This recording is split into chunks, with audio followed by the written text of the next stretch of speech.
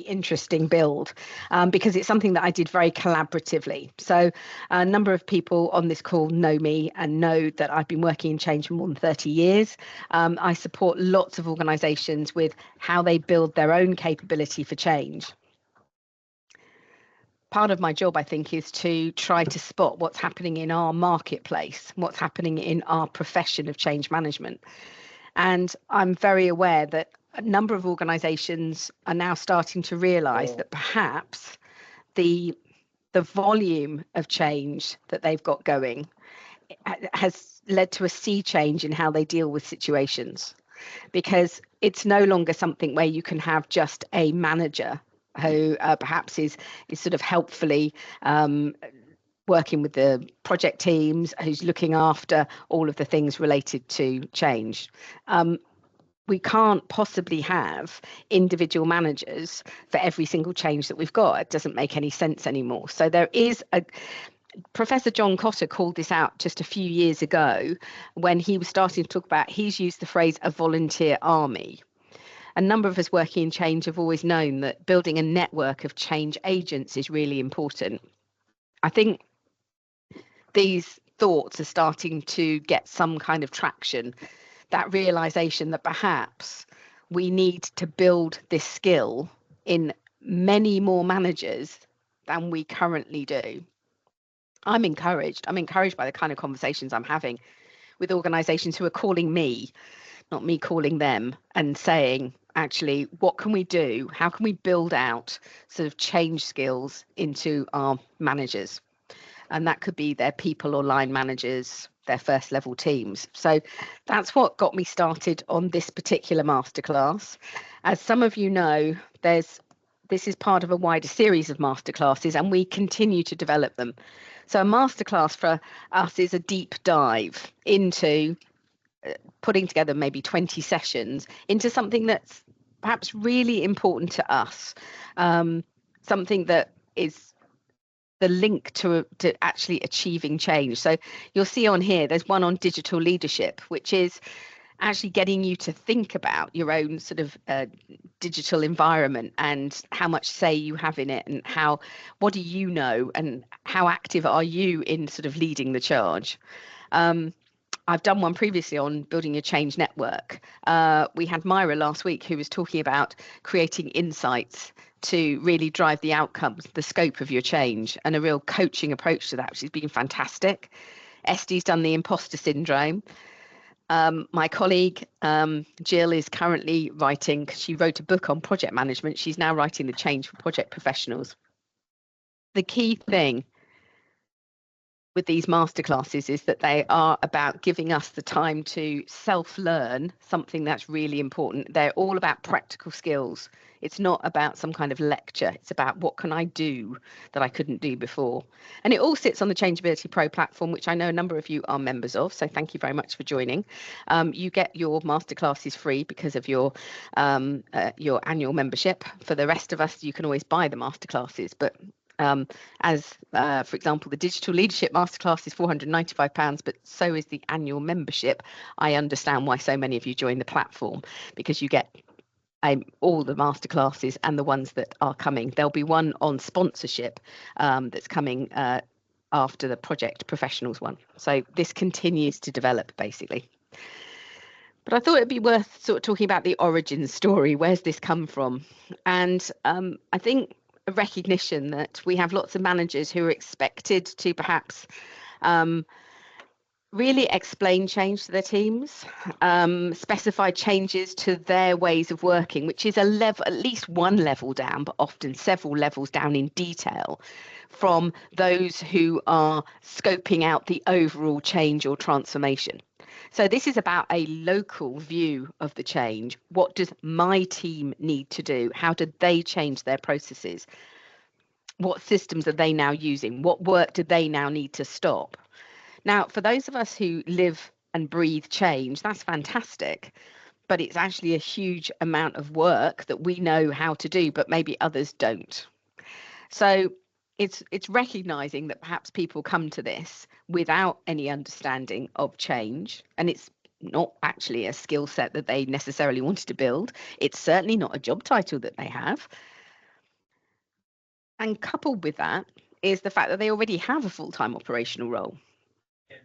They are in the middle of trying to support and develop colleagues internally. They're trying to look after their own teams. They're trying to meet their numerous requirements for performance metrics. And yet at the same time, as alongside I need to deal with the business, run the business, I need to change the business. And I think that's the thing that's really sitting alongside, is the fact that they're trying to do two jobs at once. So it's under pressure to meet those targets for performance, for productivity, for financial efficiency often as well. All of these things about the situation for these managers came out of workshops that I held with numerous clients. So we did some very collaborative work. And in fact, they were the ones, this was a client named Masterclass. They were the ones that basically said, this is what it should be called, change for non-change managers, because around the room a number of them talked about how, do you remember there used to be a course, and there still is a course actually, a very famous course trained by loads and loads of different providers in lots of different ways, but the title remains the same, which is Finance for Non-Finance Managers. And I think it's really interesting that that is what all of my client and customer groups harked back to, is the fact that we want something that builds the skills in people who are not change managers. And when it came to it, writing the contents of this masterclass, I will be honest, it was one of the most challenging things I've done, because when I'm pulling together materials for people who are change experts, that's fine. That's my world. So I can develop lots of skills and techniques for you guys. Here, I actually started to develop the masterclass. I stopped and I had to go back and develop a whole new load of design principles for this training, which always came back to the same thing. I know nothing about change formally. I don't want to know any theories and models. I do not want to be a change expert. I want to be somebody who can make change happen. And therefore, please don't use all of the terminology that is in that world, but I know nothing about it. I'm a marketing manager. I'm a finance manager. I'm an operations manager. I'm a customer service expert. Please don't give me a whole load of stuff as if I suddenly want to become a change expert. And I think for me, that was the big issue, is absolutely trying to hit that context. And I'm delighted that I got it right, but it didn't come easily. I just wanted to say that that's my learning, and I think that applies to a lot of us when we're trying to make change happen at work. I had somebody recently who was talking about the impact assessment. He was talking about the change impact assessment, and actually what he kept talking about was the CIA. And you could see the managers around him were going, what is this guy talking about? I've no idea. And then even when he did explain what an impact assessment was, he gave them absolutely no clue how to play the sort of game which says, well, if we change this, what else might change? If we change that, what else might change? Because that's all an impact assessment is, really, is you're trying to guess the effects of your change, but not giving them any techniques. But all he did was he gave them a template that they had to fill in. He gave them lots of templates, actually, of things they had to fill in. And I was just watching him disengage his audience, because none of them were thinking, well, I don't understand this. I have no idea what's going on. This isn't a priority for me. And of course, he's not getting anything back from them. So where do we start? What I have done is I did start with the understanding what's involved in achieving behaviour change, something that we're all familiar with. We often talk about sort of the tangible changes, the structural stuff. We're going to reorganize, we're going to bring in a new system, we're going to launch a new product, but how that is different from how people actually then have to accept that work and do that work. So that was the key part, is actually trying to bring people up to speed with what change really means at work. And then looking at those techniques to how those changes might impact you and your team in a very friendly way. And a relevant way that doesn't get caught up with lots of change terminology. helping people to prioritize the huge volume of work, all based on business value and the differences it will make, and really tackling the biggest issue, which is how on earth do we resource this alongside we have a day job to do.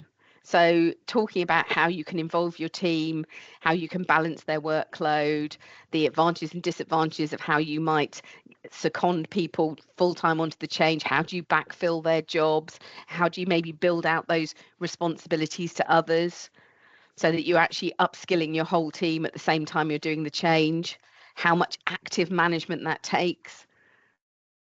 When I did the planning part of this, for example, I thought first of all about, no, this isn't about a change plan. The thing I want to help line managers understand is perhaps how much time they need to plan for themselves in order to do this change role. So again, everything was always looking at how do we help managers do this thing that we as change professionals do all the time. So it was about taking everything that we do and looking at it through a completely different perspective.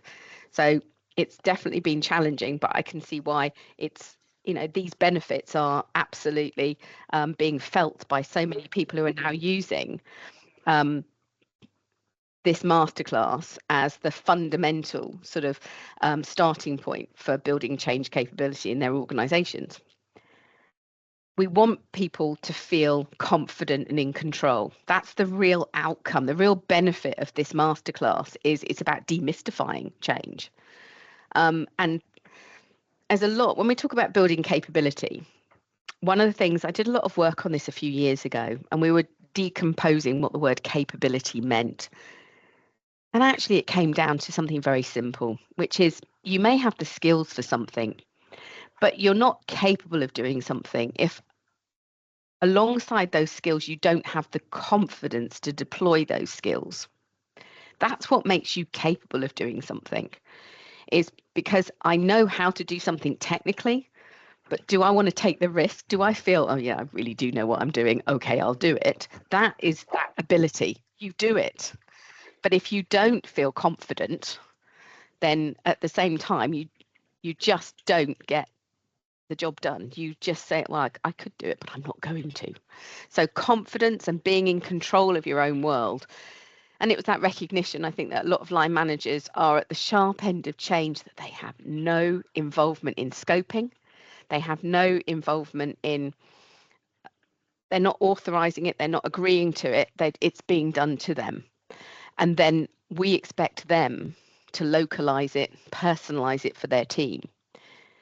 So it was about giving them techniques that help them take the subject of the change, the thing they're supposed to change, and break it down into ways that make sense to them, and therefore they feel in control.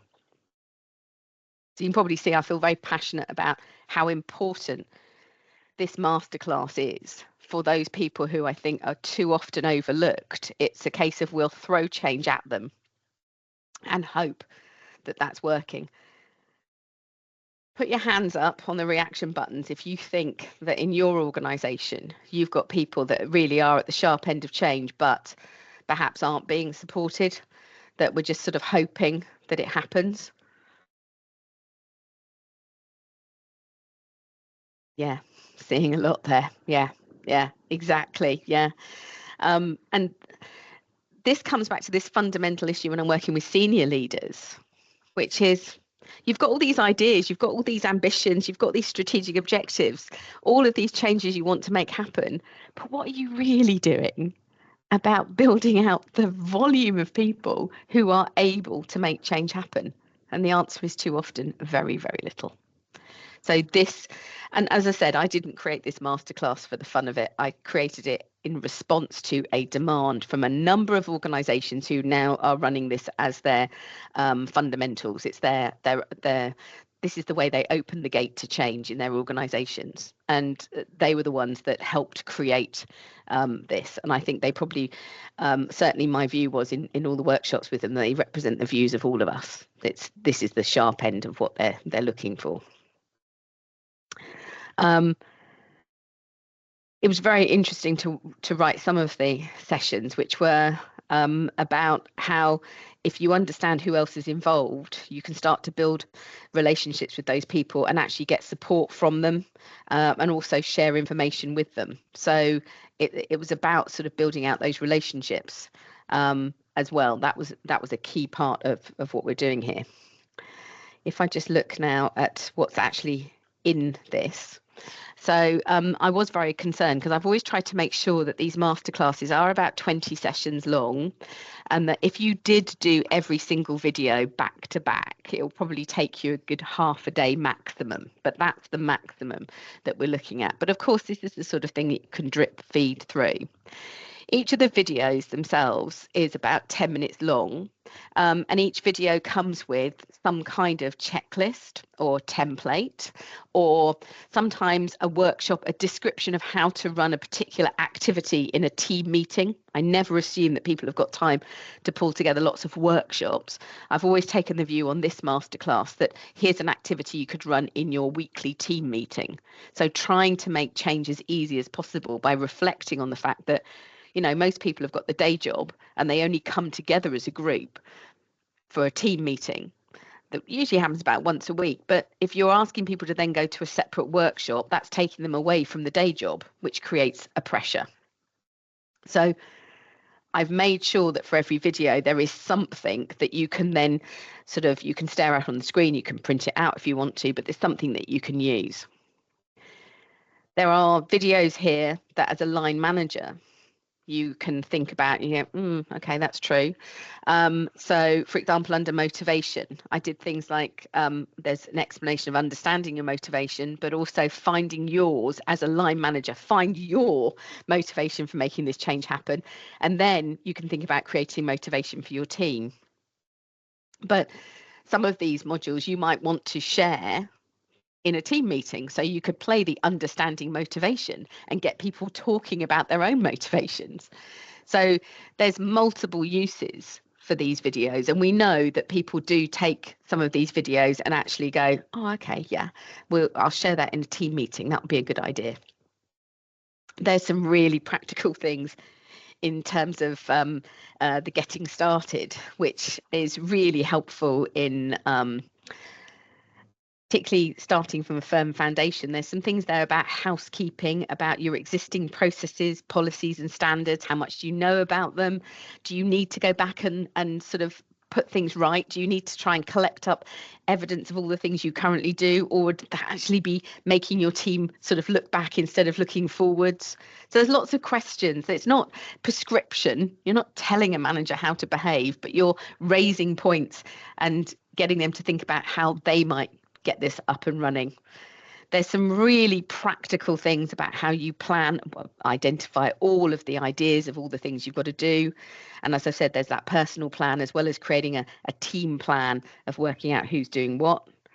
And then, of course, we have actually making sure that we achieve the change, and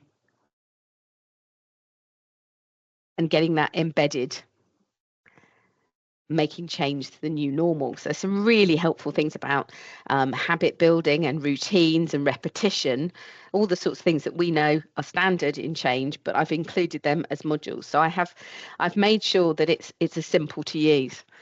I'll give you an example of a few bits of the content, and then I'll happily, if you want to put questions in the chat, or anybody wants to come off mute at the end and ask questions, I'm very happy to do that. Put any observations, any questions you've got in the chat. One of the things I did include in one of the modules was a simple explanation of a potential ecosystem. And in fact, one of the downloads is that you can print out what I've done on the video and actually start to create your own ecosystem. But also one of the important points to get across is that recognition that perhaps those of you within the business performance area have certain priorities, and those of us within the change world have certain priorities. And actually that starts that journey of empathy. And I've certainly taken the idea throughout the masterclass that I know that as a line manager with expertise in your area of the business, you're in high demand by many project teams. But let's also remember that if they want you to help specify requirements. They want you and your team to help test some of the things they've created. But at the same time, you need things from them. And so it's a two-way street.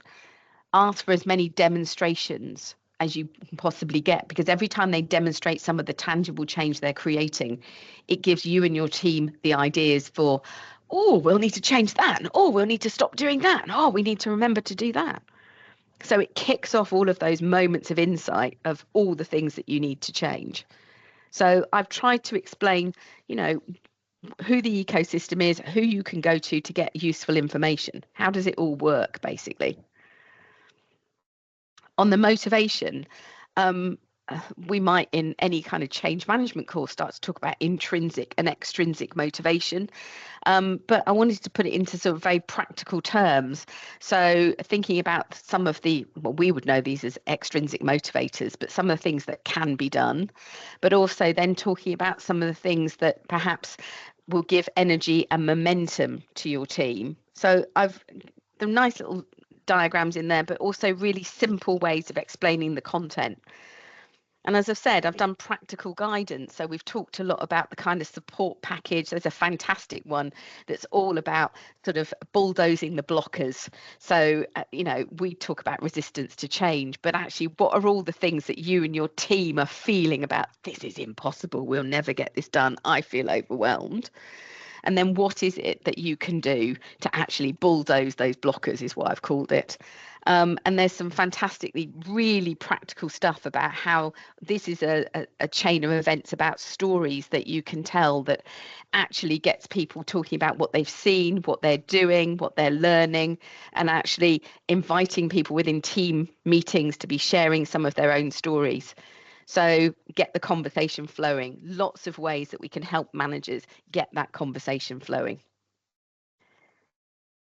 So some of the things I wanted to say is that clearly it would be great if you picked up and run with this masterclass, but for individuals like yourselves, it would be useful to have a look at that content. But I think what you might find is that it's one of those that also it's within the platform itself. So you absolutely would get access to this plus all the other masterclasses. But I think it's one of those that probably you want to be thinking about, how do I roll this out to other teams? How do I actually get people actually put this into more of our training catalogue? So that is something that I really do think you might want to have a conversation with me about. As I said, there's a lot of organisations that have already done that.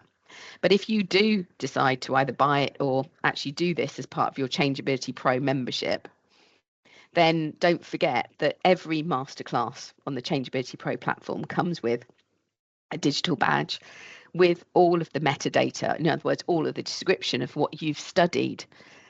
And I know I'm speaking to a lot of my colleagues in the US at the moment where they feel that they perhaps are in more of a recessionary environment, and it's happened very, very quickly to them.